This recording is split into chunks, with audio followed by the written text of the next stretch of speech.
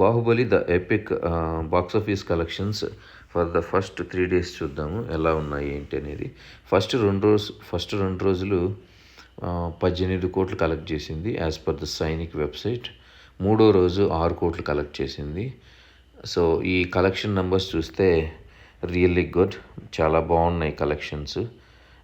Because ఇది already release అయింది 10 years back, 2015 and 2017. So 10 years back movie ఇంత మాత్రం కలెక్ట్ చేయడం రియల్లీ గ్రేట్.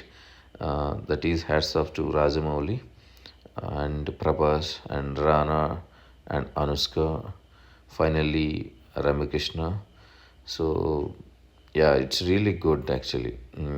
10 years బ్యాక్ మూవీకి ఇంత మాత్రం కలెక్షన్స్ వచ్చాయంటే బాహుబలి ఆ ఫ్రాంచైజ్కి ఉన్న వాల్యూ, ఆ సినిమా మీద ఉన్న ఇంట్రెస్ట్ ఎలా ఉందనేది తెలుస్తుంది మనకి.